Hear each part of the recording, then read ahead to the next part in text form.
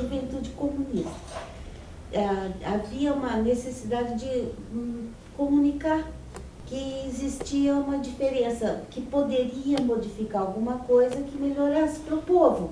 E o teatro era uma forma mais redundante de fazer isso, onde reunia pessoas em torno do caminhão e a gente ficava falando a respeito das questões políticas, sociais, as alternativas e como que o povo poderia ajudar a modificar aquela situação, fazer justiça social. Eu estudava medicina, então a nossa turma toda a maior parte era universitária mesmo.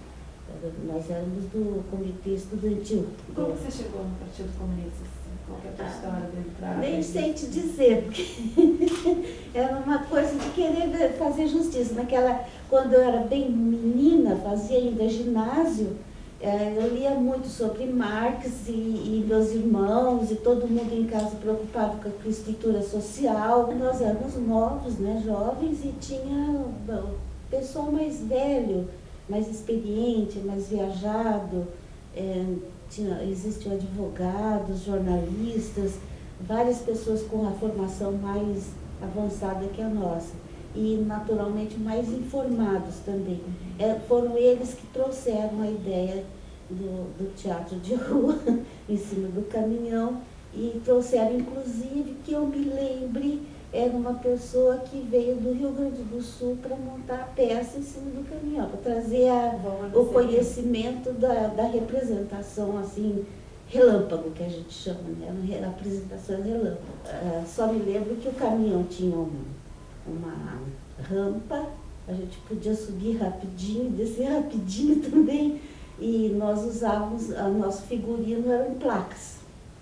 Então, o Batista tinha uma placa na frente escrito o nome, o Che Guevara, o Fidel Castro, que era do Valdo Viana Filho, a peça, né?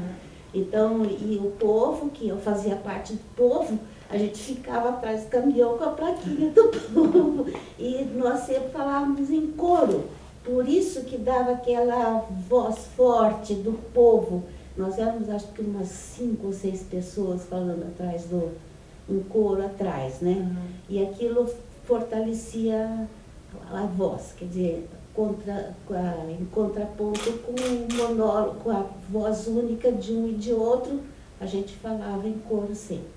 Dava sempre uma conotação mais forte para a voz do povo. A Revolução Cubana é da decadência do Batista, né? Do Fulgêncio Bautista, que a gente chama, o Fulgêncio Batista, e sempre, eu me lembro bem que ele, quando queria reunir, ele era sofisticado, e quando ele queria reunir nos salões cor-de-rosa, depois o salão azul, amarelo, então isso que mostrava a sofisticação dele, e a coisa assim... Frivolidade. A frívola do governo que ele estava fazendo, né? Com o povo atrás, com tanta necessidade e clamando por uma modificação. Eu me lembro bem que uma vez ele esperou acabar um jogo de futebol e nós ficamos na frente do estádio. O pessoal saindo, a gente já estava pronto ali para começar. A gente reunia bastante, porque o povo era isso. A fala era muito importante, com os acentos. Ele insistia muito na fala, nos acentos da fala, sabe? Isso que era importante. O que era importante no momento de expressar alguma coisa? Palavras. Palavras, que era pura palavra, né? A representação era mínima.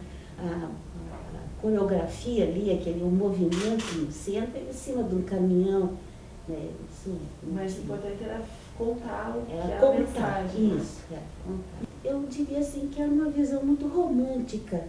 A gente via tudo com muito romantismo, como um sonho, assim, e como jovens a gente achava que podia mudar alguma coisa, né?